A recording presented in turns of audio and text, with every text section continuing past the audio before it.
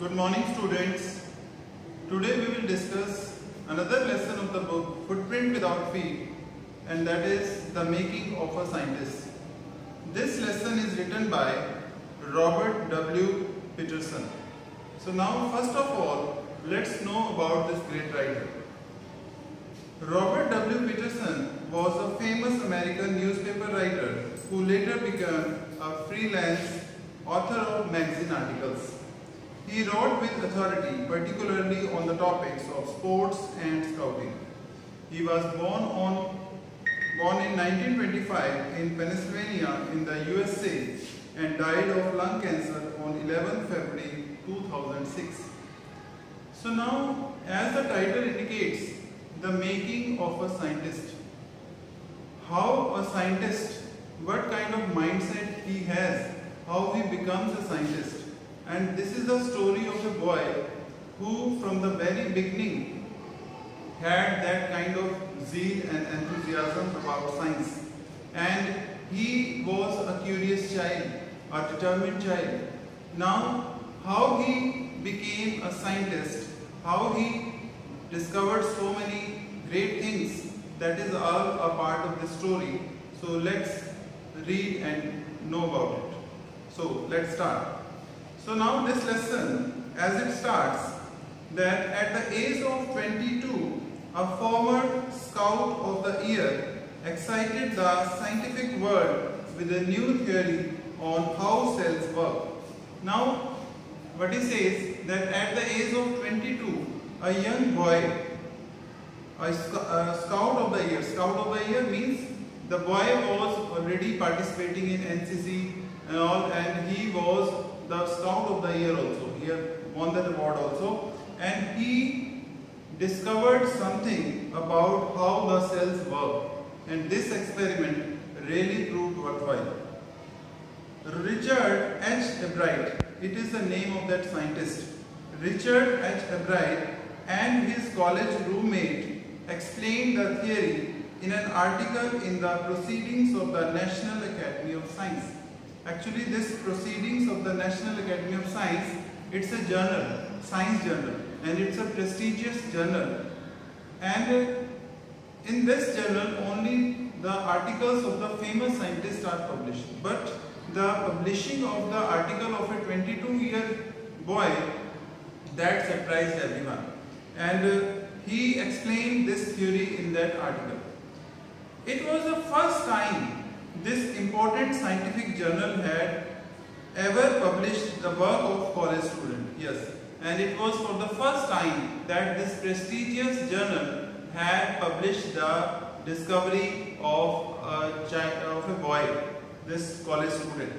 In sports, that would be like making the big league, and if we understand it in terms of sports, how it can be. In sports, that would be like making the big league at the age of 15 and hitting a home run your first time at bat.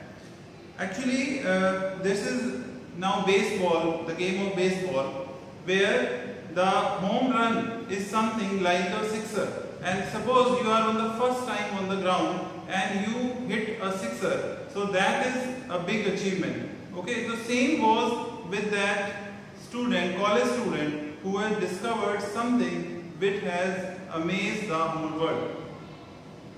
So now, for Richard Albright, it was the first in a long string of achievements in science and other fields. And for Richard, it was the first in a long string of achievements. He had already achieved so many things. He had so many achievements in the field of science and other fields also. And this was also one of his biggest achievements. And it all started with butterflies. Now, let's see how it all started. It started with, how he says that it started with butterflies. An only child. Now, Albright was the only child of his parents. Albright grew up north of Reading, Pennsylvania. Now, Albright was brought up in a city called Reading, that was in Pennsylvania state. There wasn't much I could do there. So now what he says that he was a single child, so he had nothing much to do. Okay, and I certainly could not play football or baseball with a team of one. So now he could not, as he was alone in the family and there was no nearby friend near him. So he could not play with cricket or baseball with them, anyone he had to play with. And ultimately, but he was there, he could do something else. But there was one thing he could do, collect things. So now, alone, he could do some other things. And one of the things was collecting the things. So now he started collecting some things. So he did. And did he ever? And he did it always. Beginning in kindergarten, Ebright collected butterflies with the same determination that has marked all his activities. Now, from the very beginning, he was a determined child. And now what it is said that from the very beginning, when he started his class, even then, he started collecting butterflies. And secondly, he also collected rocks, fossils and coins. So he did not only collect butterflies but also collected fossils, coins and rocks also. He became an eager astronomer too, sometimes star gazing all night. And he also became an eager astronomer. Okay, and he kept on watching the stars throughout the night. From the first, he had a driving curiosity along with a bright mind. Now, from the very beginning, it is understood that he was a bright child, and secondly, he had eagerness, curiosity. He wanted to know, he wanted to discover something. He also had a mother who encouraged his interest in learning, and the other one who participated in his success was his mother. She took him on trips, brought him telescopes, microscopes, cameras, mounting materials and other equipments and helped him in many other ways. So now his mother was also very helping, and she took him on so many trips because we get so much knowledge on this, and brought him telescopes, microscopes, cameras and other things that could help him in discovering the things or collecting the things. So she was a great help to him. And already we have studied that he was a determined and curious child, and he was very bright also, very intelligent also. I was his only companion until he started school. So now he had started the formal school. Before that he was going in a play school, kindergarten and all that. And until then, it was only his mother who was the only companion for him. His mother said, after that I would bring home friends for him. So now mother is saying that she was the only companion for him. But when he went to school, when he started going to school, she started calling his friends home. But at night, we just did things together. And at night, they started doing the things together. And Richie was my whole life after his father died when Richie was in 3rd grade. When Richie was in 3rd grade, his father died. And she and her mother, they were only in the family, and she took great care of him. And she was everything for his mother. She and her son spent almost every evening at the dining room table. Now she and her mother, when they took dinner, they spent much time together at that time. If he did not have things to do, I found work for him. But his mother said that if he did not have much to do, she started giving him some work. And that was not the physical work, but learning things. She gave him to learn something, to learn new words, reading something new. So his mother said, and he liked it and he wanted to learn. And he, as he was a curious and bright child, he also did not resist, and he wanted to learn all these things, and he just did all that. And learn he did, and he learned everything well. He earned top grades in school. He earned top grades in school. He was, as he was intelligent child, he was always the topper of the school. On everyday things, he was just like every other kid, his mother said. And in the routine works, he was just like any other kid, any other child. So he was the same. Now it is all about how a scientist is being brought up. by his parents and how his curiosity was, how much intelligent he was. We are all told about that, how a scientist was made. So now, and by the time he was in the school grade, Ebright had collected all 25 species of butterflies found around his hometown. So now, by the time he was in 5th standard, school grade, 5th standard, he had already collected 25 species of butterflies which were around his hometown. And the name of all these species are also given in the next table. White M hair streak, Acadian hair streak, bronze copper, bog copper, purplish copper, all these names are given there. So you can read all these butterflies names also. That was also a big thing, because sometimes what we do, we start doing the things wholeheartedly, but after some time when we lose our interest, we start losing the things. But he kept on doing that. We know that he started doing that at his kindergarten, in his play school, and for next 6, 7, 8 years he kept on doing the same, and he collected all the 25 species of butterflies. That probably would have been the end of my butterfly collecting. So now, actually he had collected all the butterflies available around his hometown, and that would have been the end of his collections. Now he has collected enough butterflies, so he should leave it and do something else.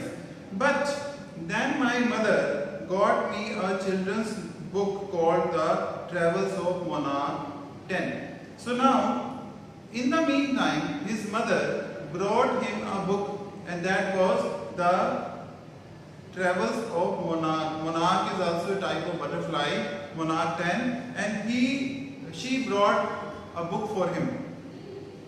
That book, which told how monarch butterflies migrate to Central America, opened the world of science to the eager young collector. Now he was already interested in this field, he was collecting butterflies, and now when he read the book, he came to know that monarch butterflies, they migrate to Central America. And how they migrate, why do they migrate, he came to know everything about them. And this opened the world of science for him, and now he just wanted to explore all these facts again. At the end of the book, readers were invited to help study butterfly migration.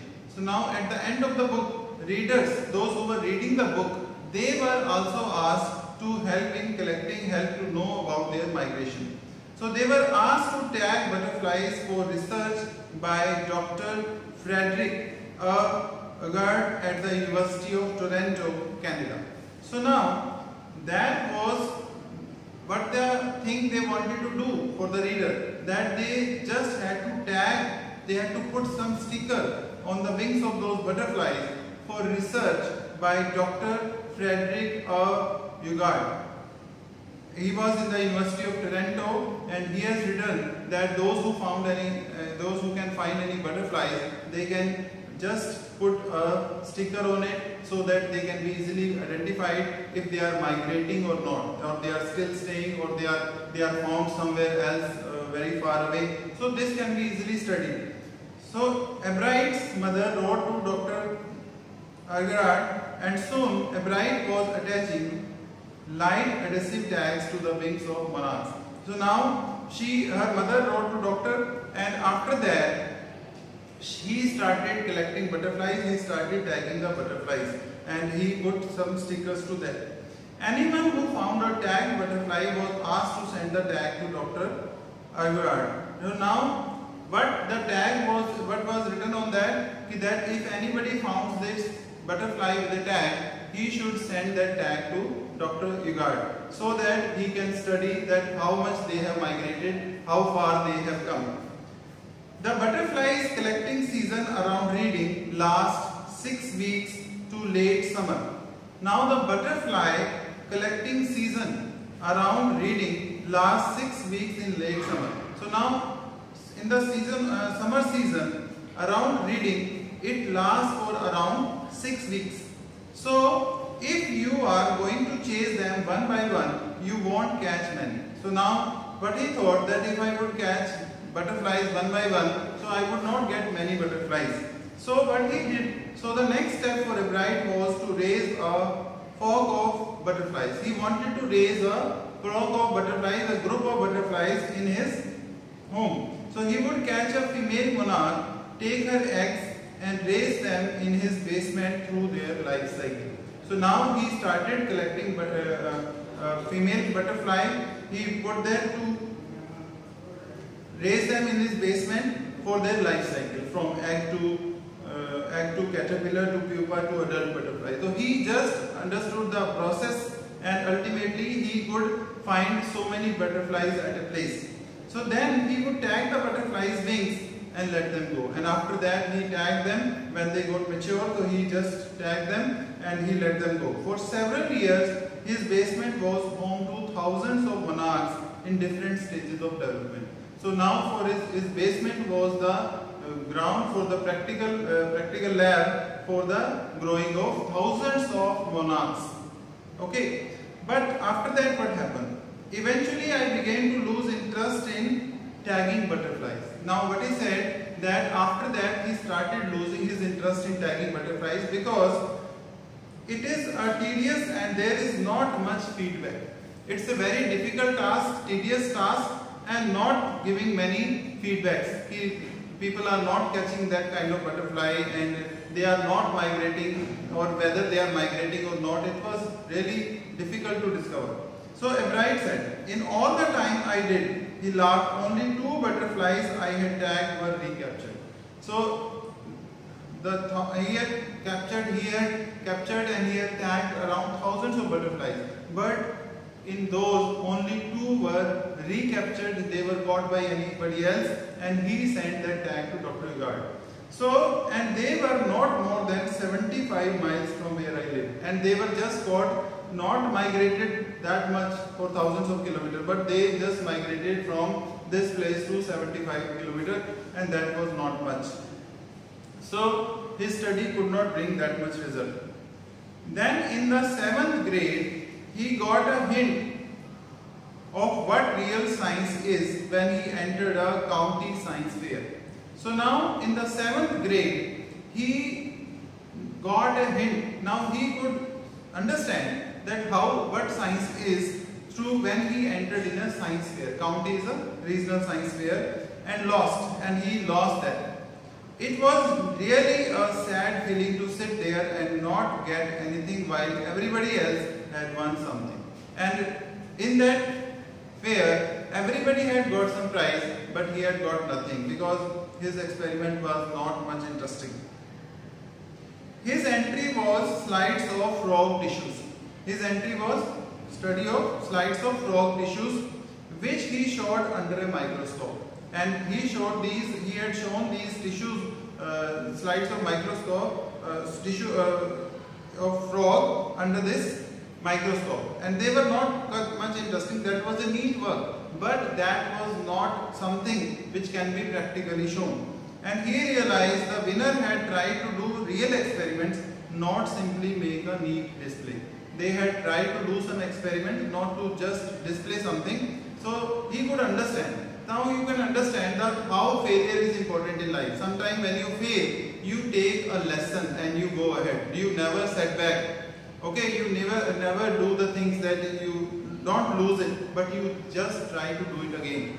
So already the competitive spirit. Now as we know that he was a bright child, he was determined also, curious child. So he had a competitive spirit also, and that drives Richard Ebright was appearing. Now he wanted to do something. He wanted to win that fair.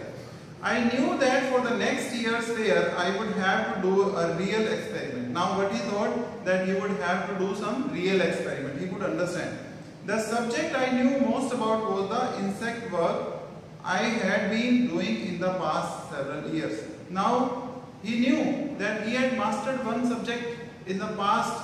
So many years he was doing studies of butterflies. So what he thought, that he could start with that experiment. So he wrote to Dr. Igard for ideas, and back came a stack of suggestions for experiments. So now he wrote to that expert doctor and he gave him so many suggestions. Those kept Ebright busy all through high school and led to prize projects in county and international science fair. And now that kept him busy throughout the year, and he won so many prizes in the regional competitions as well as international competition, international science fairs. For his 8th grade project, Ebright tried to find the cause of a viral disease that kills nearly all monarch caterpillars every few years. Now 8th grade, he wanted to make some new project, and that was what is the cause of death of butterflies? The cause of a viral disease that kills nearly all monarch caterpillars every few years. Ebright thought the disease might be carried by a beetle. So now what he thought that this disease is carried by beetle. So he tried raising caterpillars in the presence of beetles. But he did not get any real results. He said, but when he showed that experiment in the school, that competition, but I went ahead and showed that I had tried the experiment, and this time he won. So this is all about this lesson for today, and next part of this lesson we will discuss in the next lecture. Thank you.